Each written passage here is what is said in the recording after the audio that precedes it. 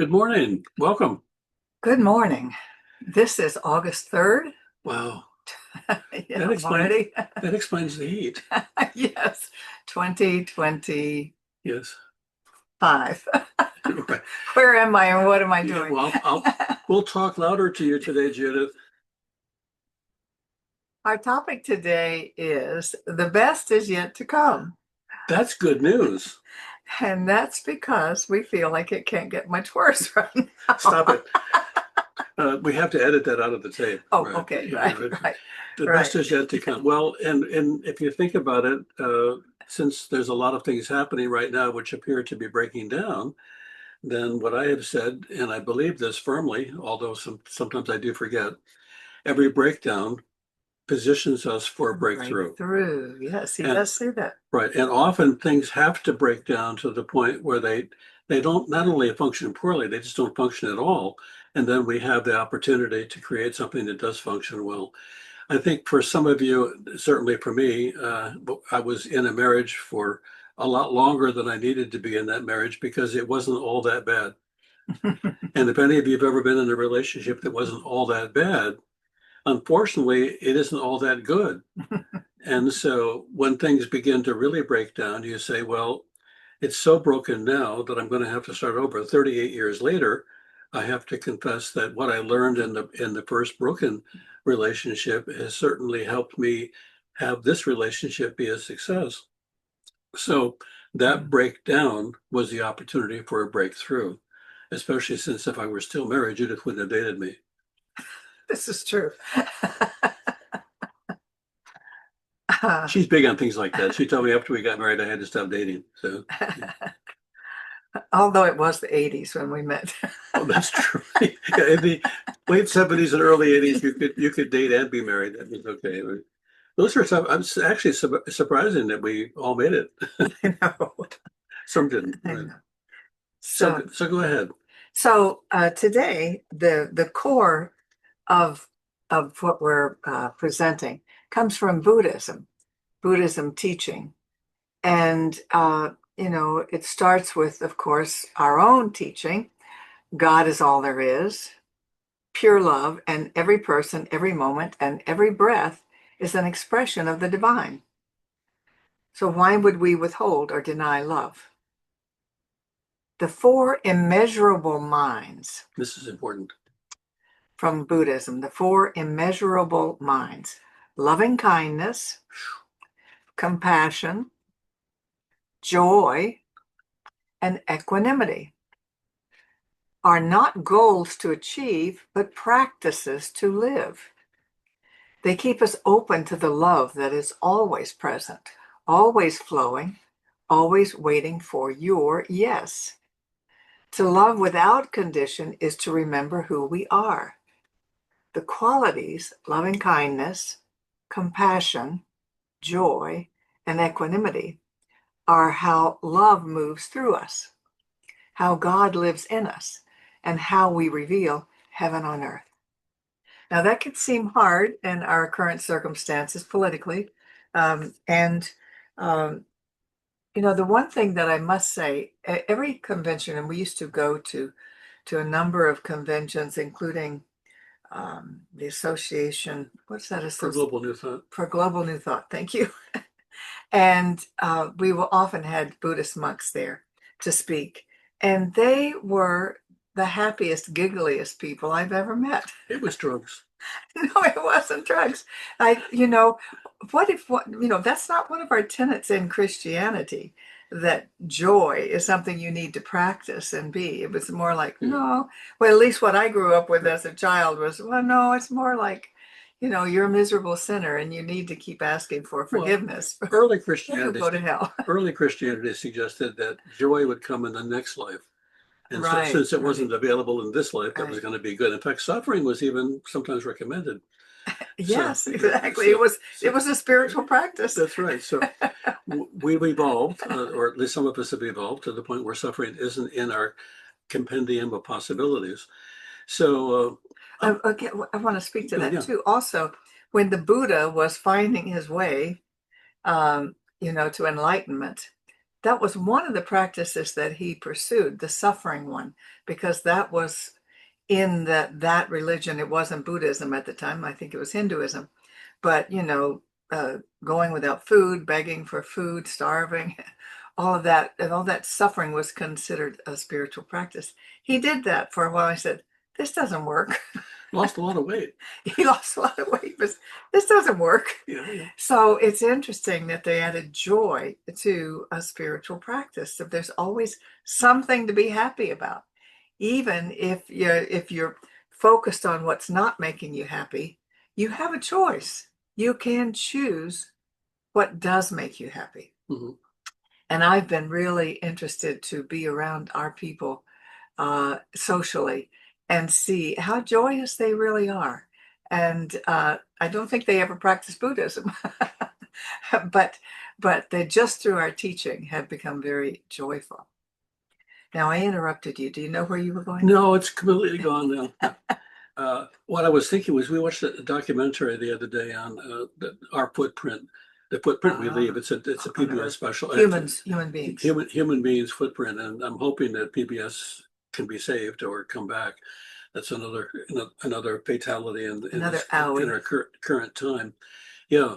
But one of the things that it came up with, or they talked about, was 400 million chestnut trees were infected with a In the fungus U.S. and Northeast. yeah, and died. 400 million. And it made me think about how often we count the losses, how bad the losses are, and how those losses are the evidence that things are falling apart and aren't going to make it. However, four of the chestnut trees survived. And so what the scientists have done is they've gone to those four trees and asked those trees, what have you got that the other trees didn't have that's helped you survive? They did that by looking at the biology and the anatomy of each tree. They then also found chestnut trees in other countries that did not have that infection because they were immune to it. Japanese. Japanese one in particular. And they've begun to develop hybrids. And so what struck me was the not giving up part, the not quitting part, the part of saying, okay, we have room for 400 million new trees. The ecology will never be quite the same. The ecologic balance will not be the same. And I guess we have to give up the idea that everything we've had will ever return to the way it was, but then nothing really ever has. We have not returned to how we were as children. We have not returned to how we were in our young adulthood. We're not going to return to that, but that doesn't mean we can't celebrate the presence and the possibilities of the now. And so they're working hard and they think they've come up with a solution for bringing back chestnut trees. Also, the same thing is happening with the coral reefs. They found coral that is able to manage high intensity, much more heat, and they're now seeding some of the Gulf and other places with that. What we have to keep looking at is the possibility for more. And last but not least, I was also struck with something I saw some time ago, were cities that had such terrible conditions in neighborhoods were taking the lots where buildings had been destroyed because there was no possibility Abandoned. They were abandoned. abandoned and there was no possibility of renting them or selling them, and turned them into gardens. And by turning them into gardens, they were able to provide food for the neighbors that wouldn't be able to buy that food because there was also no local supermarkets that even carried that kind of food.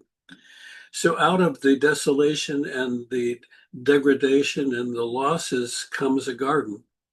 And I had to think symbolically, how many of us are planting a garden, or how many of us are sitting back and saying, it's just not worth it anymore. It's not working anymore. And continuing to gather the evidence for giving up or the evidence for quitting.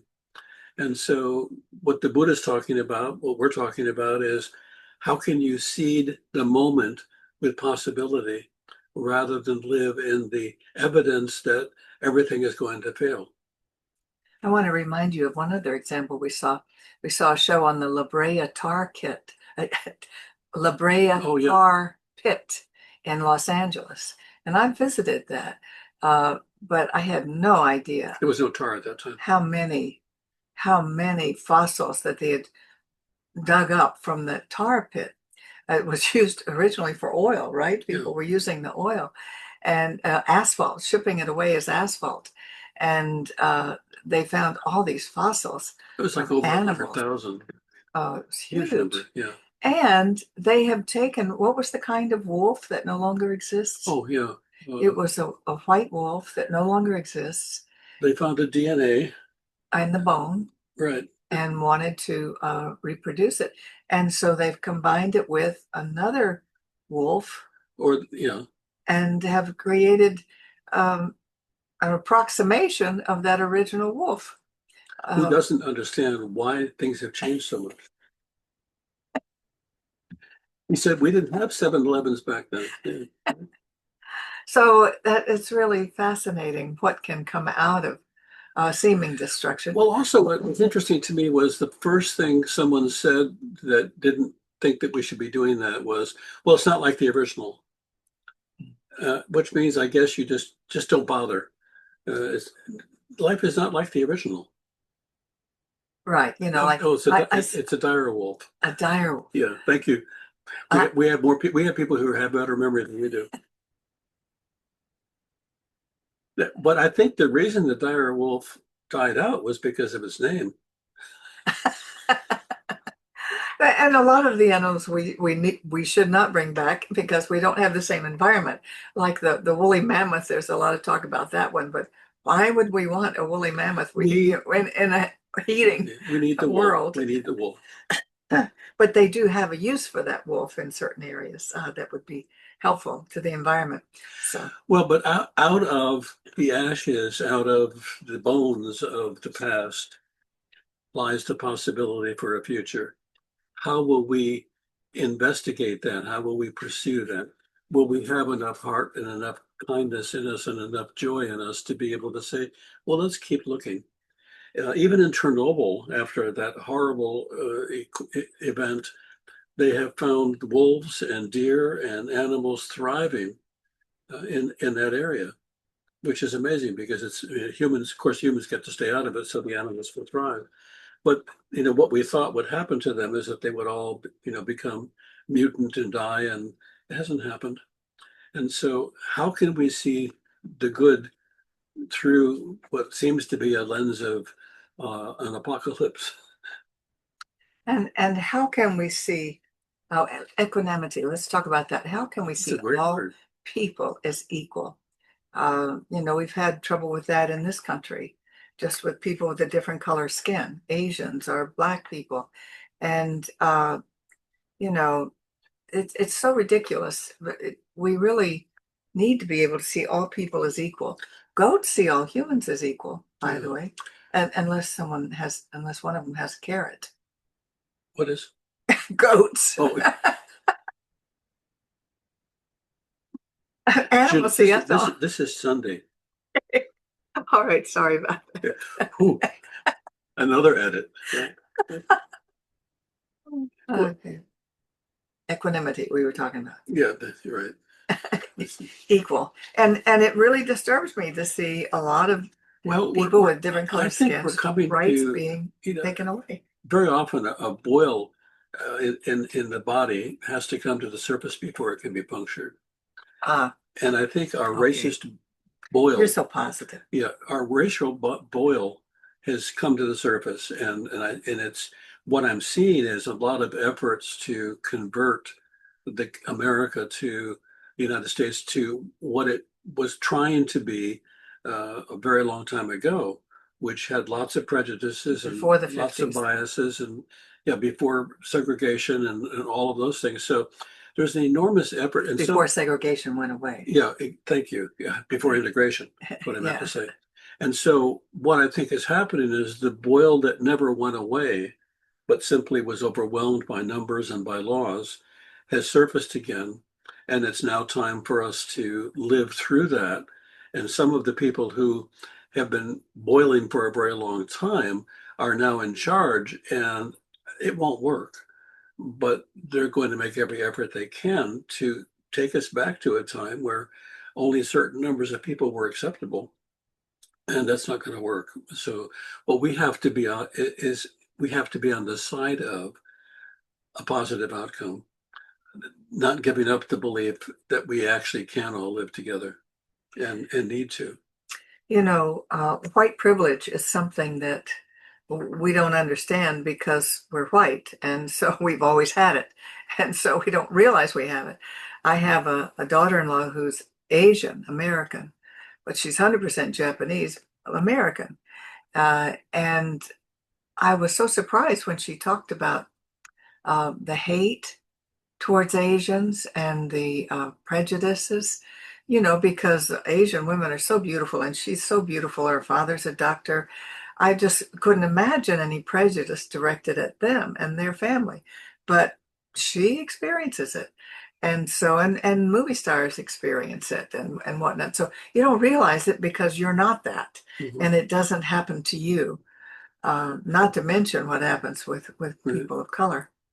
So it has come to the surface, and it's taken over a lot of our time and energy, but it's a time when we need to be able to face all of that, and we need to be able to overcome it.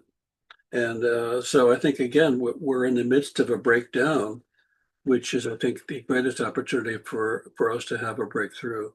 And I think there is breaking through in consciousness for a lot of people. The fact that people care enough to take a stand for what they know to be love and kindness uh, is huge.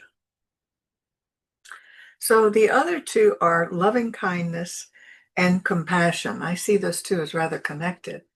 But you can be loving and kind to those of your kind, and not very compassionate to those who are not of your family or your race or your group or whatever, your religion. Human beings are great with us against them. And so it just doesn't seem to take many differences for us to dislike groups of us who are different Mm-hmm. from us. But we all think we're, at least I always think of myself as loving and kind, uh, until something like this current situation happens with, Yeah. with who's in control of our country and how it's going, with losses that we're experiencing of things we really value. So I don't feel very kindly in those situations, and I think I need to use the monks as a model, but because that's the goal, I is was, to love even them. I was talking to some of my clients at work who were struggling with racism and that they were struggling to have everyone else become racist as they are Oh, and thinking that racism is the way to go. And I said, do you like dogs? And they said, of course I like dogs. Well, which breeds are bad breeds? And they said, what do you mean bad breeds? I mean, which breed of dog do you hate? And we don't hate any of them. Some we wouldn't want some of the big dogs, and some of us don't want small dogs, but we would. So you're saying that the diversity in dogs is okay, but the diversity in humans isn't, and that changed the conversation. And well, I still don't like some kinds of dogs. Well, you cannot like them, but hating a dog because of its breed. Imagine being a puppy and not knowing that what breed you come from and having people say, "Oh, that's a bad one." What's really interesting is that we don't tend to hate puppies no matter what they are. right, yeah, yeah. Well, they're born that way so that you will take care of them and love them and let them Big grow. eyes, yeah. Yeah. So this is a quote from a Buddhist teacher, Shogyam Trungpa, and he says, "We cannot change the way the world is. But by opening to the world as it is, we may discover gentleness, decency, and bravery are available, not only in ourselves, but in all human beings." So I'm going to repeat that. We cannot change the way the world is, but by opening to the world as it is, we may discover gentleness, decency, and bravery. Well, I can't help but flashback on a vacant lot in Detroit that Mm. suddenly prospered with vegetables that people could eat. And it had been where a house had been, so people saw it as a vacant lot, mirroring the destruction in the community, as opposed to the possibility for a community to be fed. And so, I mean, every vacant space in consciousness can be filled with the seed of love and kindness. And we just have to start. I think we have to continue. I think everybody we're talking to today, I know is a gardener of consciousness.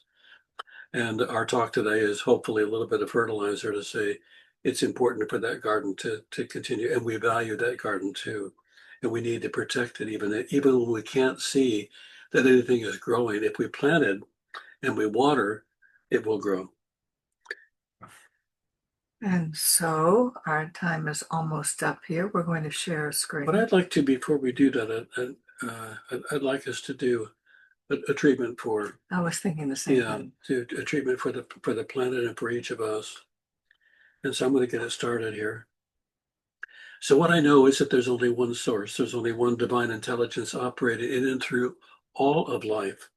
And that divine intelligence operating in life is always expressing itself in the highest and best way, even though it is not always apparent. So we say yes to the finest, most beautiful, most perfect outcome for the greatest good. We say yes to supporting that greatest good in all that we do, in all that is done, and all that is done for us. And in saying thank you and in saying yes, we invite even more of the consciousness of possibility, the consciousness of love, the consciousness of gratitude, the consciousness of equanimity. We say yes to all of that in such a powerful way that it reveals itself in our moment to moment living. We know this to be so. We know it is the truth. We give thanks for it. And together we release into the universe, knowing that it unfolds in our lives. And so it is. And so it is. That was a beautiful treatment, Bob. Thank you. We call it a spiritual mind treatment or an affirmative prayer. And we affirm what we want to be so as if it's present now, because we believe that's how things get done. I'm looking for the share. You're right there. Okay. Oops. That's it. There it is. And for those of you that are here every week, you already know that this is a teaching that is serving humanity in a way that a lot of other teachings are, a lot of other people are not able to. And we appreciate your support. We appreciate your helping us continue to have this ministry stay alive. And so what Judith wants to say is, this is the first page of our website, which is cslpalmbeaches.org. And when you go there, if you click on ways to donate, you may find ways that you could support this center. So we thank you for that. You've given generously. We give thanks for that. And we like to say this affirmation because we believe that as you give, you do receive. So let's say together, my investment today is made with the full realization that God is the source of my supply and returns it to me enriched and multiplied. And so it is. And we're stopping the share, and we're stopping the record. And oh yeah, here we go.